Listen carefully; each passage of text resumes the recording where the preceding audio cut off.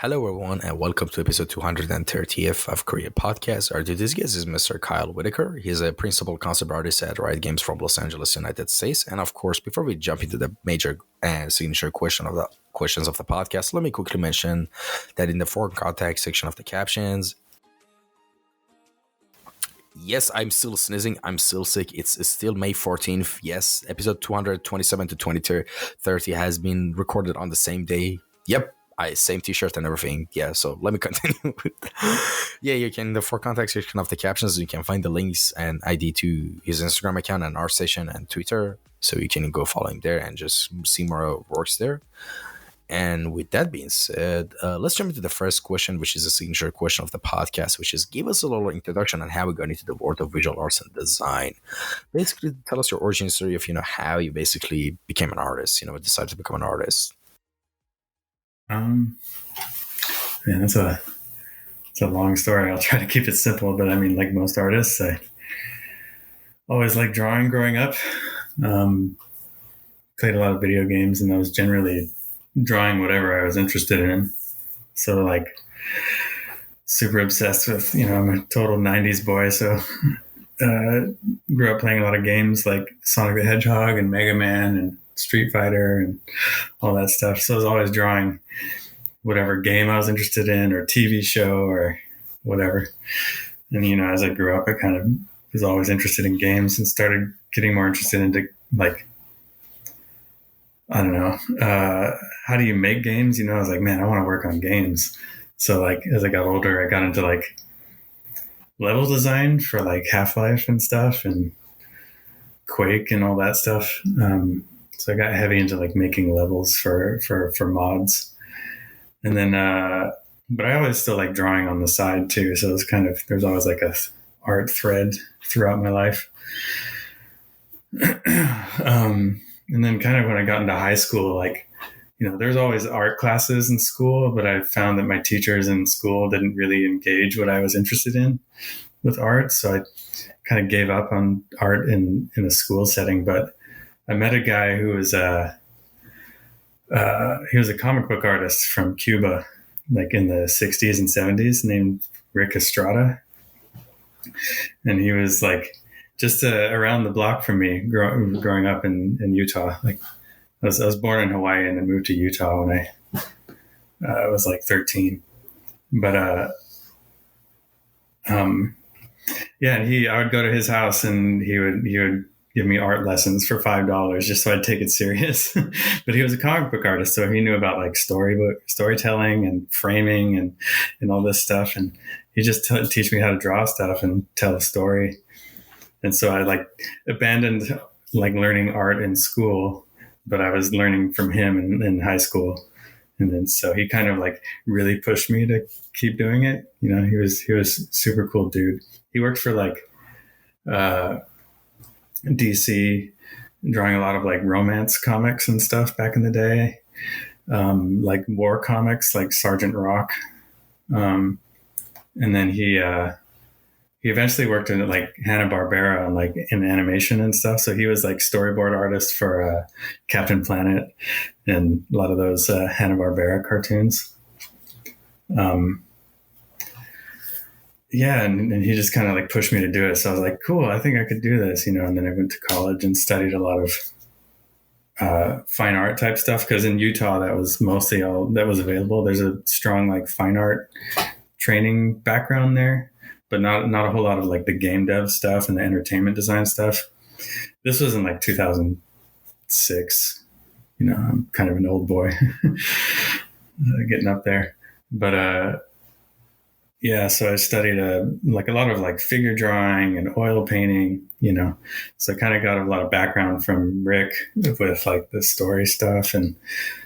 But it was a little too much for my feeble young art brain at the time, had to learn how to draw first, I got to walk before you can run sort of thing. So I went and I learned how to draw. And I think in 2008, like I had a cousin who lived in Seattle, and he took me over to Valve, and and this was when like Team Fortress 2 just came out. And so I went in there and Moby Frankie was working there, and I was introduced to him, and I was just like, oh man, Moby gave me so much like great advice about, like don't learn the 3D software, like learn to do the art, like learn the fundamentals, learn to draw and paint, learn color theory and perspective and anatomy and all that junk. And then from there, you can do anything, you can learn the 3D software anytime because it's always changing. But if you have the art fundamentals, you can figure out anywhere you want to slot into game development. So I was like, cool. So I went deep on the fundamental stuff in school. And then, when I finished school, and I was like, oh man, I'm a pretty technically adept, but I don't have the creative side of things. And I wanted to travel. So, this is a long story, but I wanted to travel too. And I was like, I can't find a job. I was looking for jobs after school, but not getting hired because didn't have like the creative design chops sort of like fleshed out. So I was like, okay, I'll just go travel for a little bit and maybe I'll find my way. And so I went to New Zealand and I was picking cherries on an orchard because that's what most backpackers do in New Zealand. They just like pick fruit. So while I was there, I met a guy in New Zealand who worked at a game studio in Wellington. And I was like, oh, that's awesome. And like, I've always wanted to do this. And he's like, oh, well, let me write them and see if they have any positions open. And they did, and I sent them my work, and they're like, "Oh, we like you. Like, let's chat." So they flew me up from Queenstown, New Zealand, up to Wellington, and they interviewed me. Well, it wasn't really an interview, and they just kind of like brought me into the office, and they showed me around, and they said, "So we'll see you on Monday." And I was like, "What? Like, I have a job? This is crazy." Okay, cool. Yeah, I'll see you Monday. And then I was like, cool, I made it. Got a job in games. And this was like a mobile studio called Pickpock. They made like mobile games. And this was in like 2012, when mobile games were pretty simplistic. You have like Angry Birds. Jump, Angry Bears, yeah. So it's like, we were just like shooting from the hip, pitching silly games, usually based on puns and stuff. Like, oh man, I remember they made one before I came on called like Taekwondo, which was just like a dodo bird doing Taekwondo. Like, it's like, cool, make a game, pitch it. So I joined that, and then that was kind of the beginning of the game journey, and started to figure out a lot of the stuff I was missing, from my education through that, like context of design and appropriate design being like where you are in the game dev pipeline, like high level stuff versus low level, like props and nitty gritty things. And, you kind of learn that like what you do in school is you learn a lot of how to paint, do these pretty paintings, learn all this anatomy and all that stuff. But then when you get into games, most of the time what you're doing is, especially in concept art, is like ugly sketches that explain the context of something to kind of redirect people on a task, like a paint over of a screenshot or something. You like pretty illustration paintings are like 10% of the job. Yeah. So anyways, then I stayed there for about 5 years. Then I went to a studio in Singapore working on more mobile games. And then, I saw that Riot opened a studio there. This was in like 2019. And I was like, oh shit, I want to work at Riot. Like, so started working on my portfolio, and then, COVID happened, and that was great for like getting time to boost your portfolio. Cause we're all working from home. And then, I applied to Riot, ended up working on, and then here I am now working on their fighting game. I moved to LA, working on that, doing backgrounds.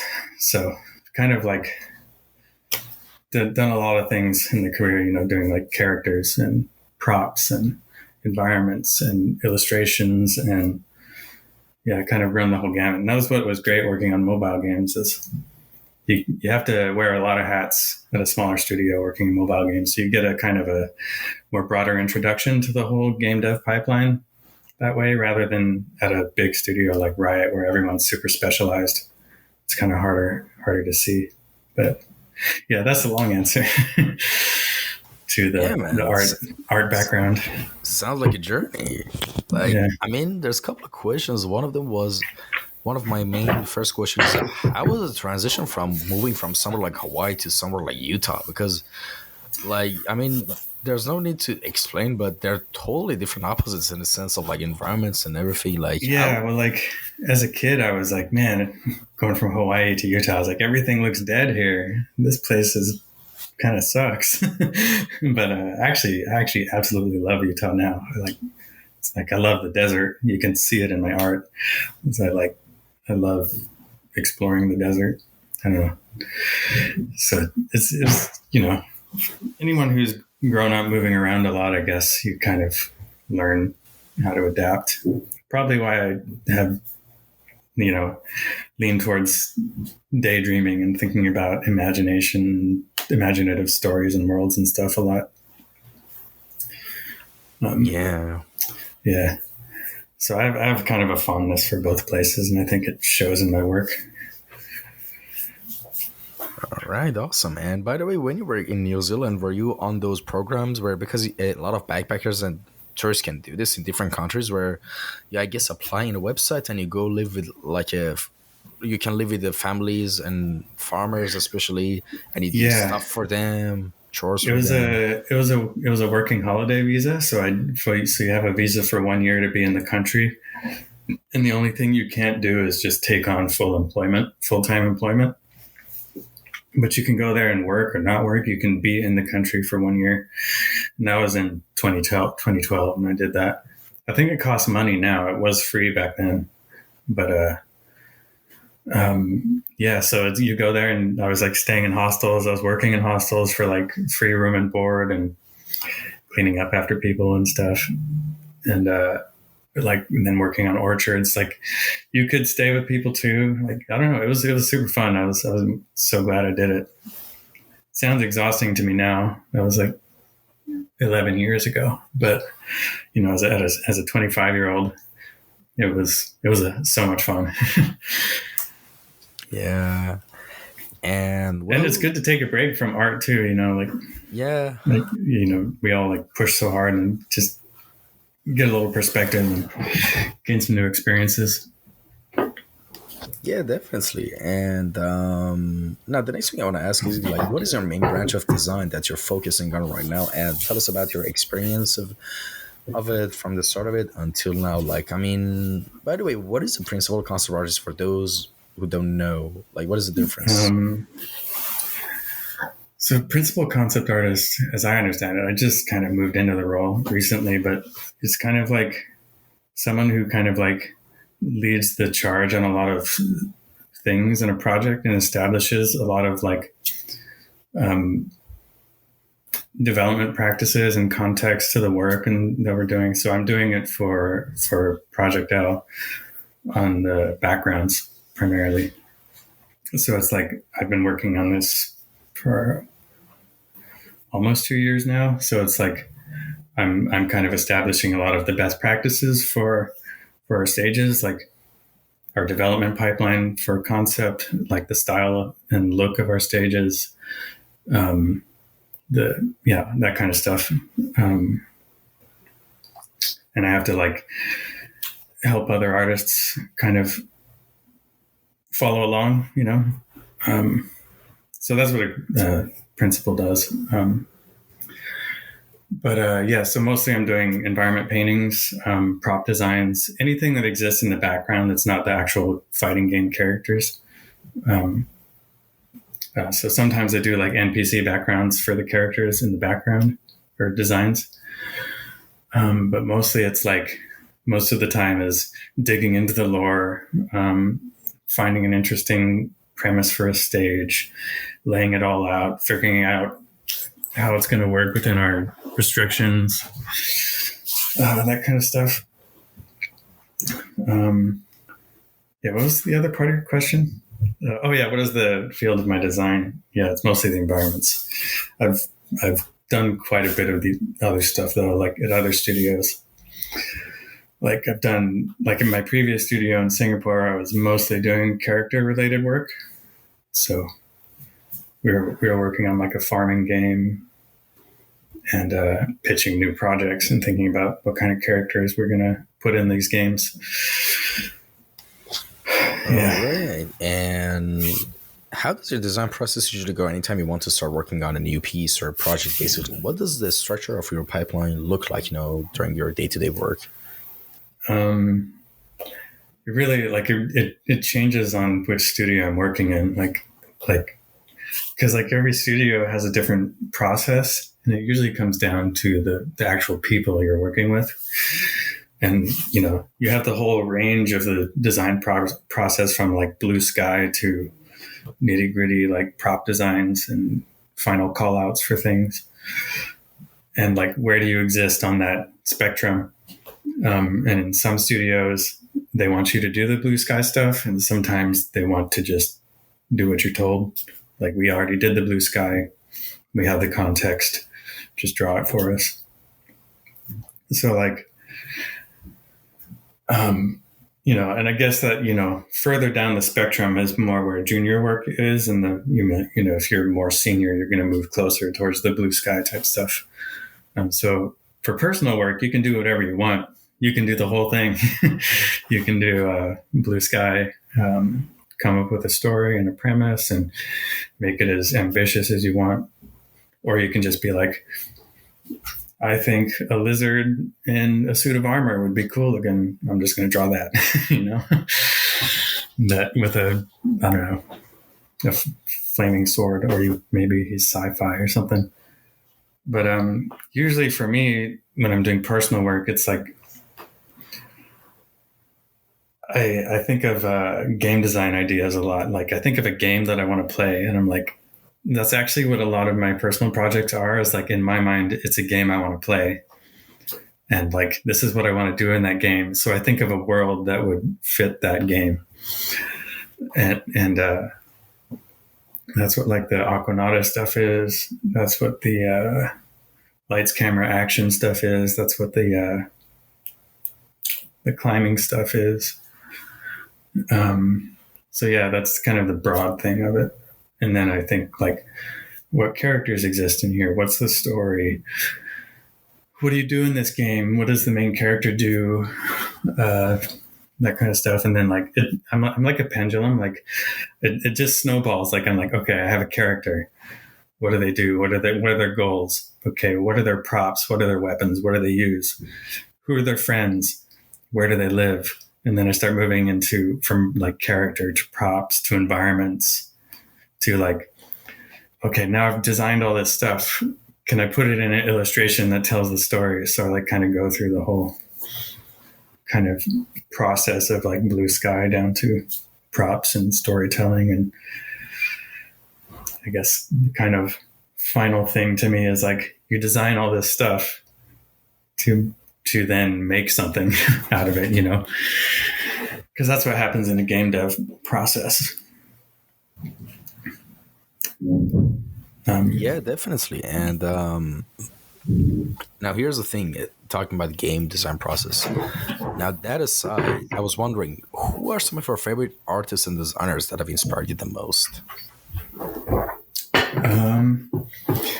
Well, like, because I studied all this fine art stuff in school, I love a lot of old painters, like, and especially the classic illustrators like J.C. Leyendecker and Dean Cornwell and all those guys. There's a lot of John Singer Sargent is just like the best painter ever. He's pretty much, there's that classic trifecta of classic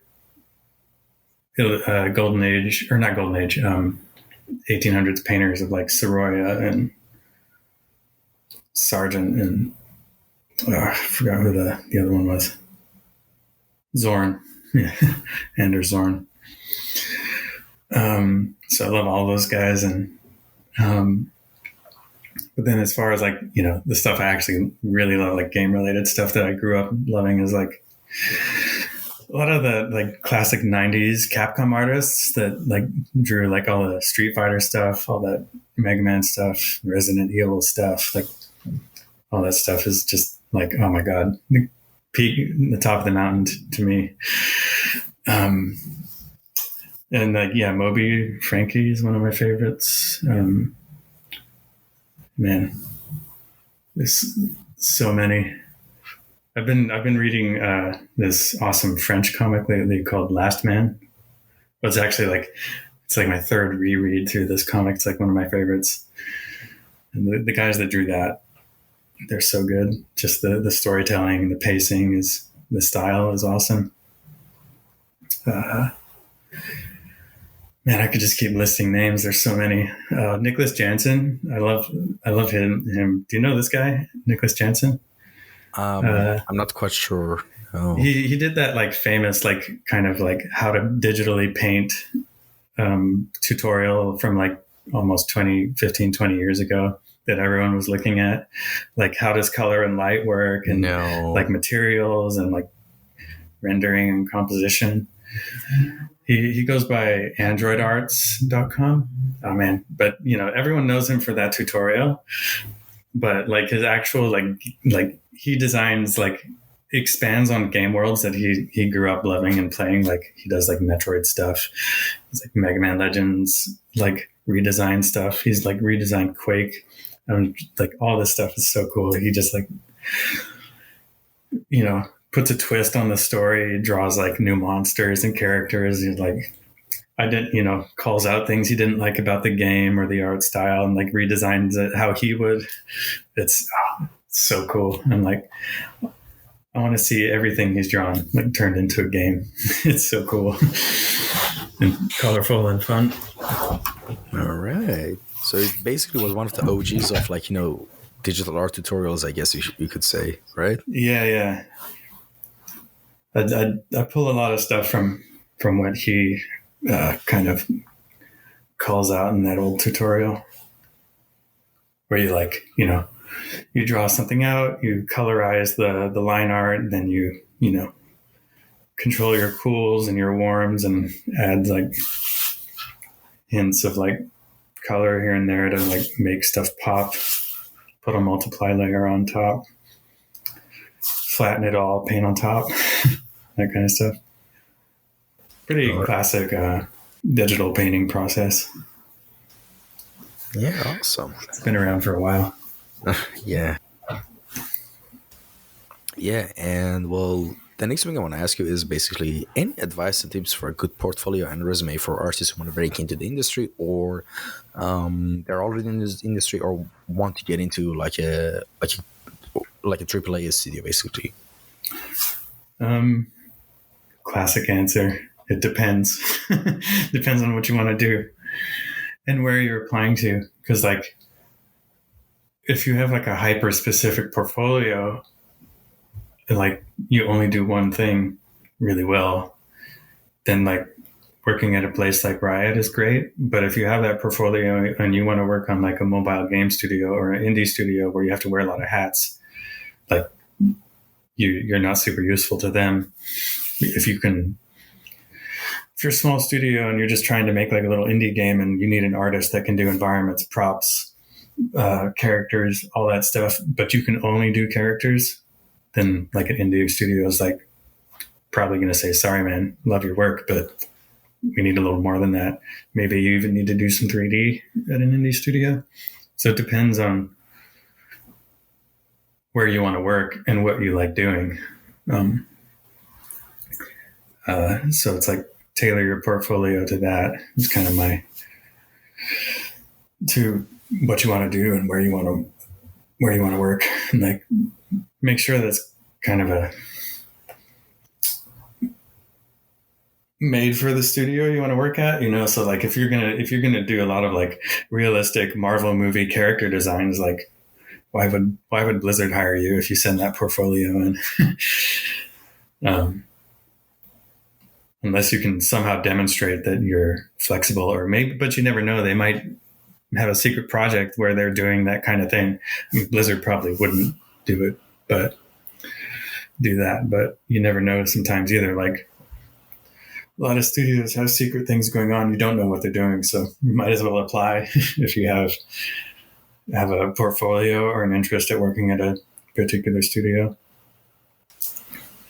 All right. Yeah, definitely. And what are you working on right now that you can tell us about? What kind of project is it? I mean, of course, NDAs are always a thing.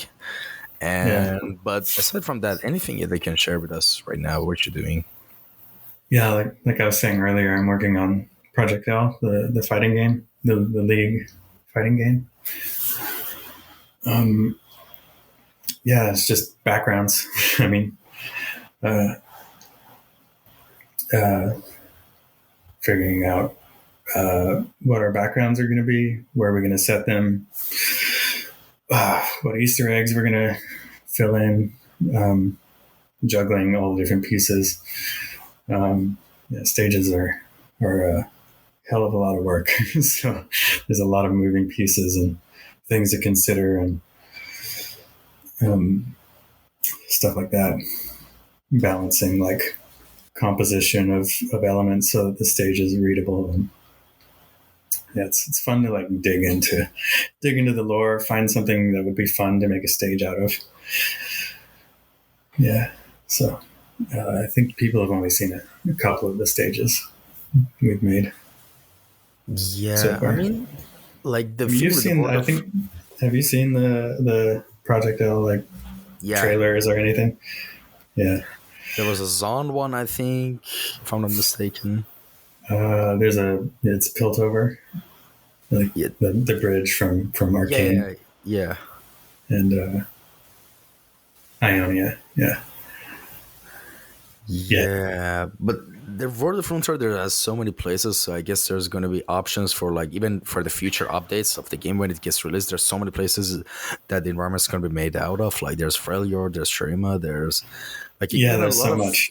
yeah Man, places. it's too much. Like that's actually a problem we have. It's like, man, where do we begin? It's just like, how do we decide? It's like, it's kind of paralyzing. Can I throw out an idea? I know this. Like just something Sure. just came Yeah. into my mind would be really interesting. I don't know. Have you played Mortal Kombat 1 and 2, like those classic games? Yeah. Yeah. Do you remember the like the? Have you finished those games as well? Yeah, I did when I was way little. I Yeah. think I was like 8 years old when Mortal Kombat came out. Wow. I'm just showing my age. Like wait, here's the thing. Like even though like of course there's like a different generational differences between us, but I finished those games when I was 8 too. Like I had Sega Yeah, Genesis and I used to play yeah, Sonic and all those Mortal Kombat. I love this stuff. yeah, And there was this stage where the final boss was Shao Kahn in Mortal Kombat 2. yeah. And he's When there's sitting on the throne, right? And the prisoners with the chains. You know how would make it a perfect tribute in the league sense? A Demacia map where Silas is changed and ready to be executed, and it's in the background. dude, that would be so cool. Like that was Love just on it. top of my head. Like do to pitch that idea actually. If that's would be actually such a good sick idea and tribute to OG fighting games as well. I need to And play. man, Speaking of Silas, I need to play the Mage Seeker game oh, I haven't to gotten it yet. Yeah, but get up to date on the lore on that because there's probably some Silas related stuff there that would be like, oh well, we can't do that because there's so many, you know, so many roadblocks with the lore and stuff. yeah, like because here's the thing, like I'm sure there are teams that are right to coordinate everything about the content because like Yeah, one there of are. course Valorant, like let's not Valorant, sorry, let's just talk about things that are related to Runeterra, right? Like which is of course League universe and stuff like that. Like they coordinate and manage and strategize, when to, for example, release a skin set for a hero, when to buff and nerf heroes and stuff like that. So because they're free games and they have to do this, planning to make it, to make people kind of incentivize people to buy skins and other cosmetics and stuff like that. So I guess just like I'm sorry, I'm still sneezing from the last episode for anyone who's just watched the last episode. So I guess that they have to put into consideration what areas are really popular. I guess Piltover from the Arcane is like really hot. It's still hot, so that's gonna be it. Mm. And like Bilgewater, for example, from the Rune King game, like Ionia Yeah, is always definitely. Ionia always has this kind of is a fan favorite all the time. But Yeah, Yeah, I I think guess. Ionia has the most characters too. Yeah, it has a lot Most, of. yeah, Yeah. And the funny thing is, like the whole thing about Ionia lore is they're about balance, and it's kind of like inspired by Eastern, like philosophy. But every champion League of Legends, I swear, that are from Ionia are the most unbalanced champs ever. Like that's so funny to me, actually. yeah. And yeah, but also you need to. Imagine They if we also could go need that to. deep with our characters. Like, oh, Yeah, Ionia is about balance, so we have to do this like ultra balanced metaphorical character metaphor for balance with yeah, but these of course characters. I'm joking. But to an extent, also I'm not joking as well. There's some champs from Ionia are really not like balanced, to be honest. In a fun way, of course, not in an annoying way. You know. Oops. Oh, Yeah. sorry. Is Just everything flipped the okay? phone. All Dropped the phone right. on the ground. Awesome. Yeah, a phone. Don't worry, folks. The phone just dropped. Nothing bad happened. All right. And yeah, I was saying, since now we're going to visit the characters and the world of Runeterra to a fighting game, it's going to be a little bit tricky because uh, I'm sure they will strategize this as well.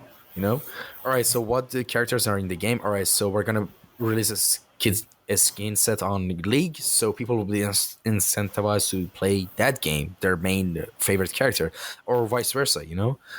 That's actually. I'm sorry, I couldn't mute the microphone in time, but that's actually such a smart idea by Riot, honestly. Yeah. Um, And yeah, also, do you play any of the Riot games as well? uh, I played Valorant. I tried TFT. I didn't understand it.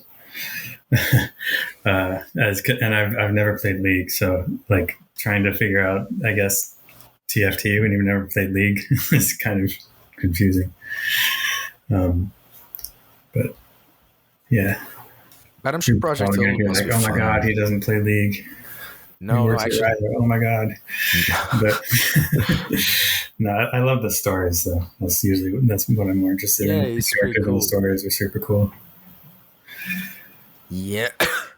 I Yep. played a lot of Dota growing up with friends, so I was like, Oh, nice. Same. I was more into that. But to be honest, I find MOBAs kind of a strange type of game. It's like they still have these legacy controls from when they were still made the mods from RTS games, and I'm like, randomly clicking on the screen there could be a better control scheme than that. I think to control these characters. Yeah, and yeah, to be honest, I love MOBAs, and like I play both. Like, here's the thing: I hate the whole thing with fanboying over one MOBA or one MOBA. It's like a difference between. I'm sorry, it's like a difference between like burgers and hot dogs. Like some people are saying, "Oh no, hot dogs are the best. Screw hamburgers," and the other group is like, "I love hamburgers are the best." Who's gonna like eat a glizzy on a Sunday or something? They're both good. Enjoy both. Why do you have to fight over League or Dota? I play both. They're both Yeah, fun games to play with. And yeah, I love them both. But the problem is they're both really cost you your sanity. Unless you have a full team of friends on a squad, it's gonna be hell playing them. To be honest, in my experience, like just solo queuing those games.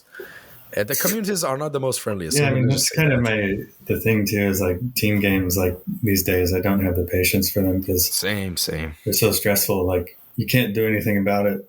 If your team sucks. It depends on the game. I mean, I guess you could like do something clutch in Counter Strike, but like in Overwatch, I don't know. No, that's You can't already really carry your freaking. team in Overwatch like you can in Counter Strike or maybe Valorant. I don't know. I feel like maybe you can carry a little more in Counter Strike than in Valorant, but I haven't played Valorant much lately. So Yeah, Valorant is like a mix of like I guess Overwatch and Counter Strike because like yeah, Counter Strike is much more I guess it's kind of like the difference in Dota and League I guess because in Dota actually there's so many ways to carry and counter strategize against the enemy team, but with League is very straightforward. If you messed up early game or mid game and if you fall you're behind and you're not leveling up done, enough, you just yeah. it's going to be extremely hard to get back, and basically it's impossible at that point. And But with Dota, for example, like I don't know if you remember Nature's Prophet, Furion. Do you remember that hero? Oh no, I actually didn't really play Dota too much. I was like playing the OG Dota, like Yeah, when it but I was mean, still even Warcraft on it. in OG Dota was Furion, I think the name, the character that could teleport any part of the map, could spawn trees, nature Yeah, themed. Yeah, I can't that remember the is, names to be honest. This was like man, yeah, 13 years ago. yeah, and that's basically one of my mains in the game. And the thing is, pushing, like the whole thing with MOBAs is about pushing, like that's it, pushing and getting the objective. And in Dota, for example, if you do, you can easily do that even if your team is extremely behind. If you strategize over pushing than fighting, you can win. In League, not so much. I mean, you could do that still to an extent. Like I, because I first played Dota 2 and I came to League, so I still had the Dota 2 mentality of pushing, and it actually works because most people don't do that actually in League a lot. They're They're more defensive. it's mostly about doing flashy fights and ultra kills and penta kills and just team Oh fights, yeah, but they don't understand there's more ways to win this game than just fighting head on. And yeah, the beauty of Dota 2 for me is that you can actually strategize in a lot more different ways than in League. I mean, both games are good. I'm not saying that right. one is better than other, but the truth of the matter is, like, mechanically, Dota is superior. There's no doubt. But if I want to play, like, I wonder honestly, why I didn't catch on more then. yeah. But the thing is, like, League is much more easier to learn than Dota 2, honestly. Oh really? Like, Yeah, I mean, I 100%. remember thinking when I played the original Dota, I was like, I mean, this is back in the day when it was like you're just buying stuff from the shops like mid game, and I was like, I don't know what the combinations of these things do, and oh man, I have to go look online and find which like uh, items I'm supposed to buy to get the right upgrades and stuff. It's like got to go do homework to figure out how to play right.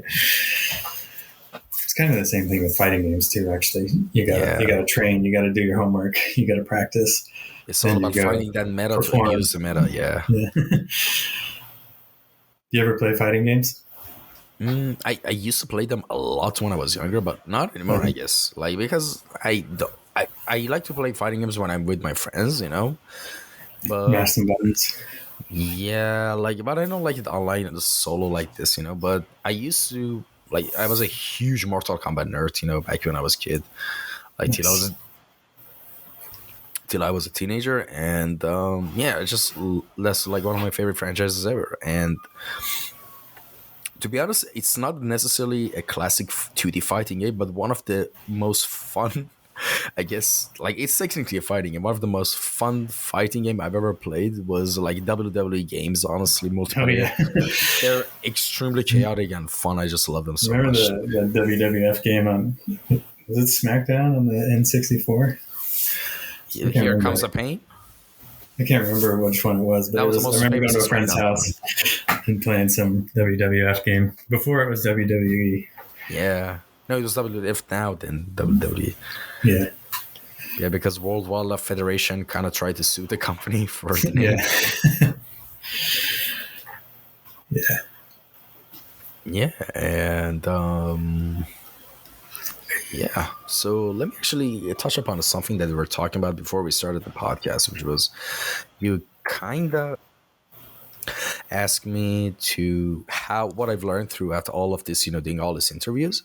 So to be honest, like one of the main things out of all this, if I could distill like the everything into a sentence, is to, which sounds surprise, surprise, sounds a bit cliche, but do what you love. And if I should add a bunch of things to it, is like add to it is to do what you love and just find the niche that you really love in just art, and try to make a name for yourself in that field. And yeah, don't worry if it's not the meta right now. You know, don't worry. Like, if AI is gonna take your job, like it won't. Like, listen, I don't want to get into that topic, but I'm just gonna say this. Yeah, Even if, like, listen, I said this before, and I said, even if AI takes my job, I don't care. I'll still do art because it's something yeah, I exactly. I came into this life to express myself. That's one of the main things about my whole thing with art. Like, I still do I it. I think still there'll always be room for someone's new distinct voice and point of view that AI can't ever do. But Yeah, because I don't think I have anything to add to the AI conversation that anyone else yeah, you talked to hasn't already said. Like, yeah, it's kind of interesting what it does. I mean, it's not ethical the way they go about it, but I mean, I've worked on projects in my job work life that I'm like, yeah, it would have been nice if I had some of that, because I don't want to dig through stock photo websites for days on end to find the right photo. I could just generate it,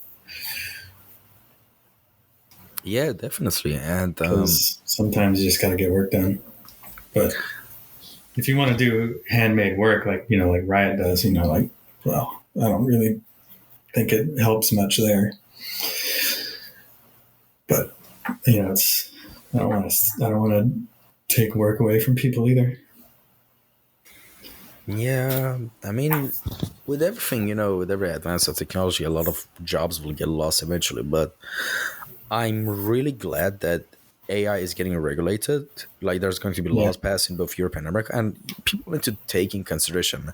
None of the top studios of games or entertainment or anything will just gonna use AI, because the AIs that are currently in place now are using source material that were not given consent for the use of it, and because of that there are yeah, going to be legal repercussions. So yeah, no, don't worry about that. And even if they use AI tools, it's going to be their local stuff that will be used by their own references. That will be a tool to help facilitate the whole design process and the pipeline. yeah.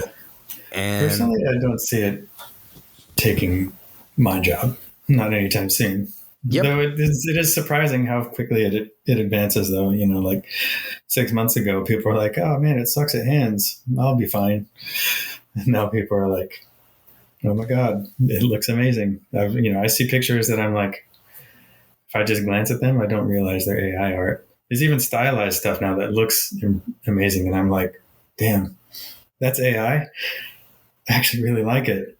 But what did it get trained on, and who did it steal from to make that art?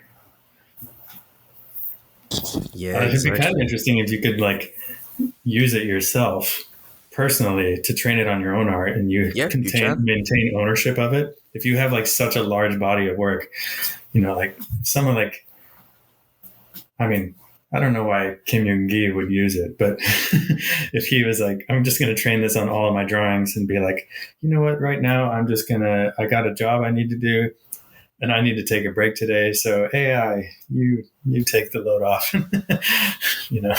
Yeah, but yeah, But I don't think unfortunately, it's ever going to like do it as well as he would, and I'm sure he liked drawing enough as it is, anyways. So yeah, it's you still like you mean Kim Jong Ji, that Kim guy? Young Gi, yeah, Yeah, I was just trying to think of someone who's like yeah, prolific enough that you could train it on enough drawings for it to like actually yeah. I know which, but I think he passed reproduce away like a something. couple of months ago. I don't know Yeah, if you yeah, know I the know. news. I Yeah. meant in theory if he was Oh still yeah, around, because he would still have ownership of his work.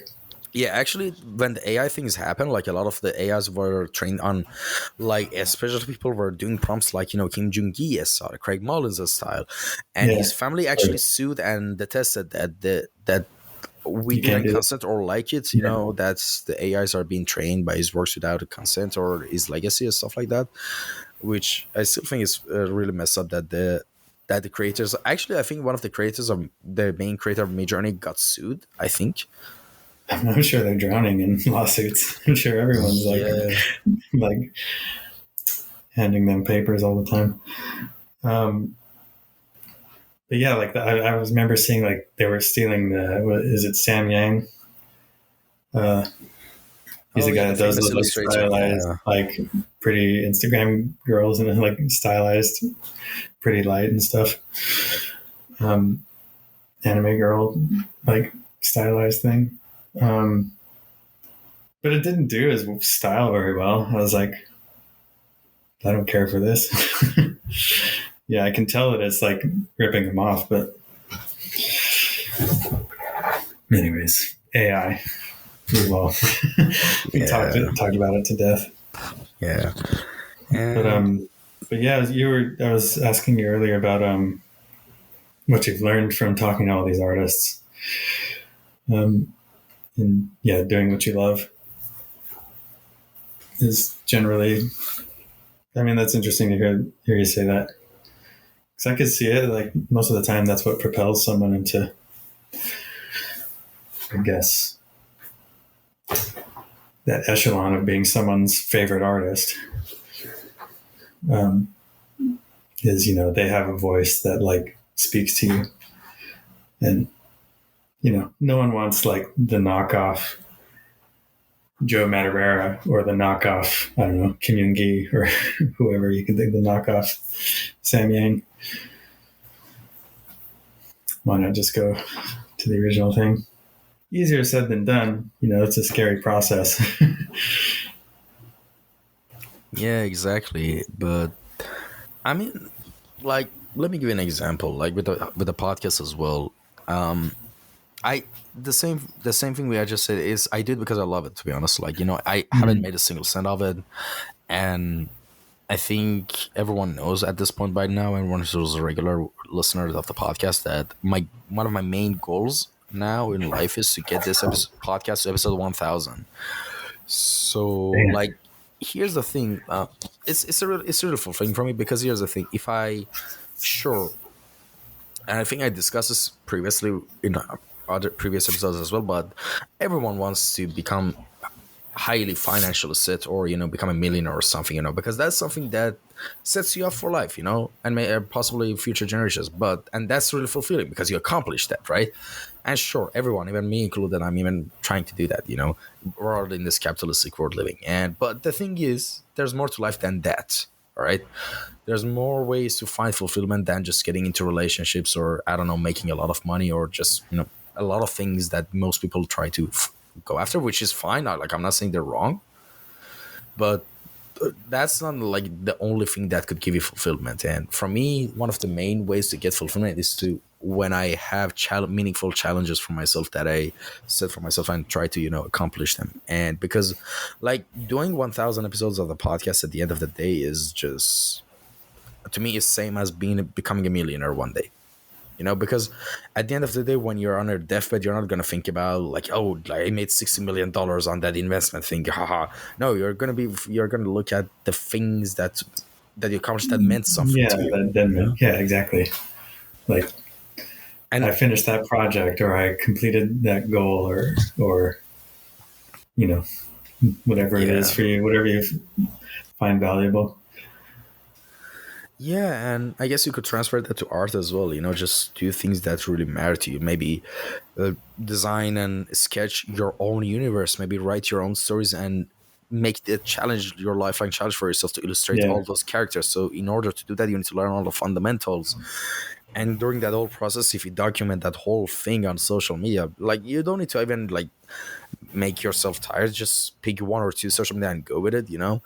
And eventually you'll get noticed. Yeah. Especially if you're posting a lot, I'm pretty lazy with posting. I find social media kind of exhausting, to be honest. It's a chore. It's like doing chores. I don't really like, prepping an image, uploading it to Instagram and Twitter and writing a little blurb about it. I'll just share it with friends typically. Yeah, I know what you mean. Like I've been working at 2 months on an environment I've been doing, but I haven't shared anything. Like sometimes I share like screenshots on Twitter, but I don't post that much, to be honest about it. Are you like primarily a 3D modeler? Or because I looked at your Instagram, you do a lot of 3D stuff, right?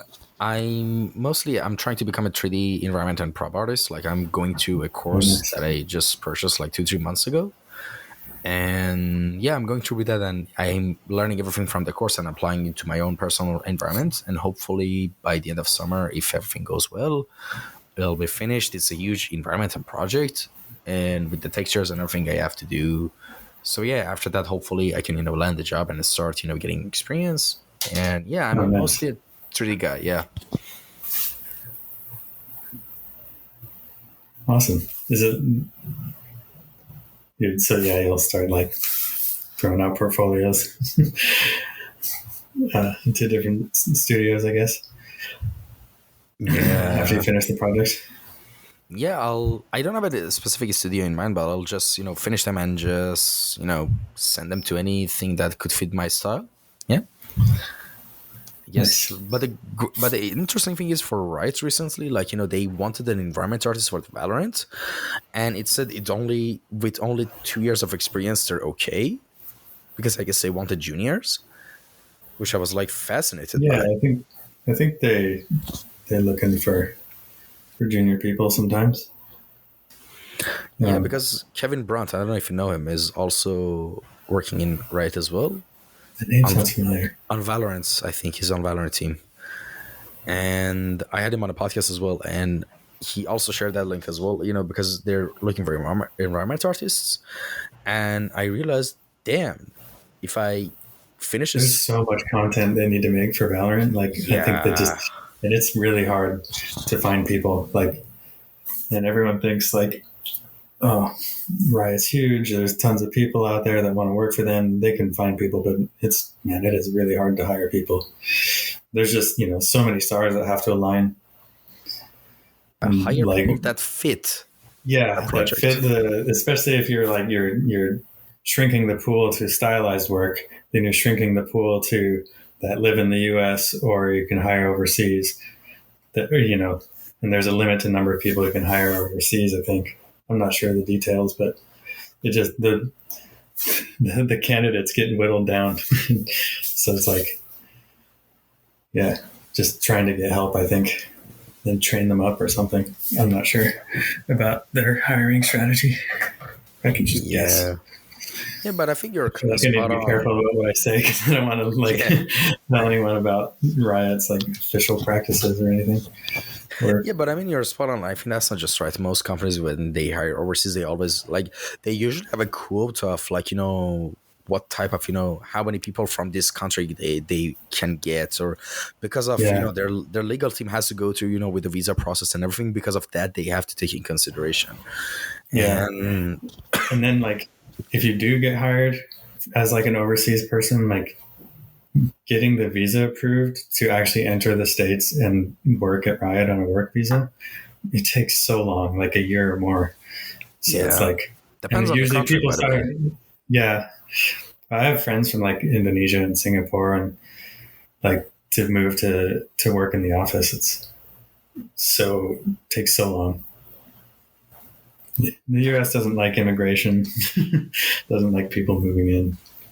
Yeah, I mean, basically any country that has a lot of resources, they can be picky, I guess. Yeah. Like, I mean, you can say the example of like right now, Turkey is being really picky with immigrants. Like, Oh yeah. Europe is getting picky with immigrants. Like, it's a weird world we live in. Yeah. It And, sucks. Countries don't like people moving. people don't like people. That's the main thing I learned. Yeah. And I've moved to a few different countries, so yeah, the immigration process is never easy. yeah. And, all right. Having a degree helps. Yeah, which In unfortunately countries that gives you a lot of points. Yeah, actually, it's weird. They want bachelor's degree, all right, and sometimes Yeah. they don't say it's have to be related to the work you're applying for. They just want to see if you have a bachelor's degree, Yeah. which is really weird to me. Like It's the honestly, only time a degree has ever been useful. This is when I've moved to exactly. another country. I mean, in the art field, at least, because your work speaks louder than your degree does. Yeah, exactly. But it's a government agent who's looking at your case that needs to be convinced that this guy is actually legit. And legit is based off a piece of paper, I guess. Yeah. Well, they're just grasping for some reason to deny people. I think. Who knows? Immigration is mysterious. Yeah. Yeah. Yeah. All right. The next Anyways, question is, what area beside the area you're working in right now, which is of course in the realms of art and design, would you be interested to explore and learn in the future? Like basically, what other non-art related hobbies and ambitions you have? did you say non-art? Yep, completely Non-art. non-art related. I like going outside a lot, like hiking and climbing and rock climbing and exploring. You know, swimming, scuba diving. Um, yeah, just usually stuff that's kind of like related to exploring the outdoors, traveling. I like going places and just meeting new people and stuff. And,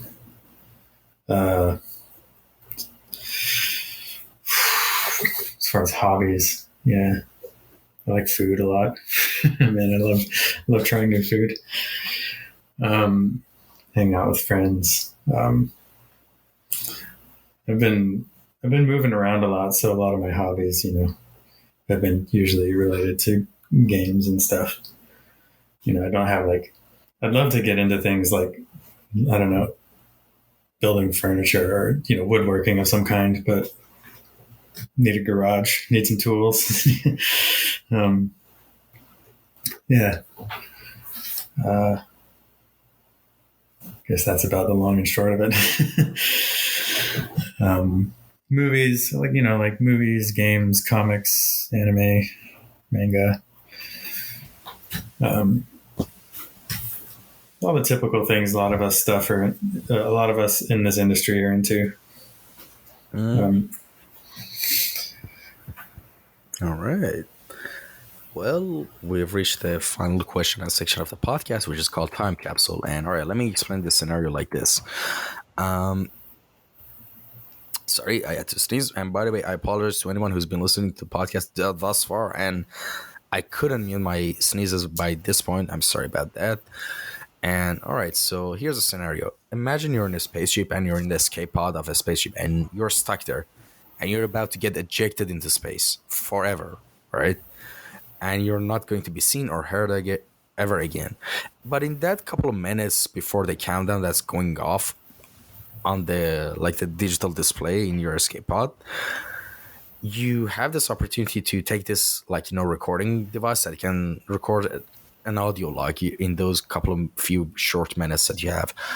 In that opportunity, what would you leave? What would be the words that you would like to leave behind to anyone else who might pick up that voice log and listen to it at any point of time in the future? Like, what, from one human to another human being, what do you have to say, as basically a distillation of your, I don't know, life experience, I guess? It's like if I'm hanging on a ledge and I gotta say a few final words before to my old self before I fall off and disappear. I'd probably say something along the lines of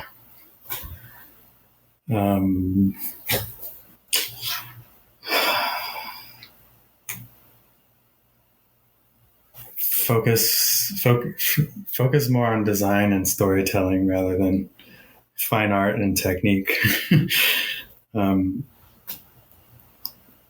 Because technique will come just through doing it, through doing a lot of art, technique and polish and process, learning all the stuff you learn in school. Especially it's so easy online these days to learn all that stuff, but to develop a good taste in design and, have a lot of interest in other things that can inform your designs, take an interest in, if you're interested in character design, fashion, if you're interested in, story is always useful. Learn how to tell stories, all that stuff, because that's what we're doing. It's more about that rather than polishing a pretty picture. Unless you're an illustrator, it's I'd probably say learn the difference between concept art and illustration. See ya. At least that's probably what I would have told myself, my college self. Because it's pretty easy to get enamored with the pretty pictures, the stuff you see on ArtStation. But, a lot of what you see on ArtStation is not really what you're going to get hired for day to day to work in games. Because that's, like I said earlier, I think, it's 10% of the job is painting the pretty pictures. Most of the time is you're figuring out problems and communicating your ideas to other people. So, yeah. And, take a break, chill out. It's fine to stop. Your skills won't go away. They'll come back. You'll get rusty, but you can rejuvenate them. That was kind of something I went through when I went away to New Zealand for a little bit. I was like, man, I can't find work. And now I'm like backpacking, and it's hard to keep up the drawing skill that I, had developed up to this point of doing like, many, at least 3 to 6 hours a day of drawing like I was doing in school. And um, now I'm like kind of wandering around and doing other things, but it's like, it'll come back. I was like gravely concerned that it wouldn't, but you can take a break. It's good to take a break and recharge and do something else for a few days, a few weeks, a few months. It doesn't go away.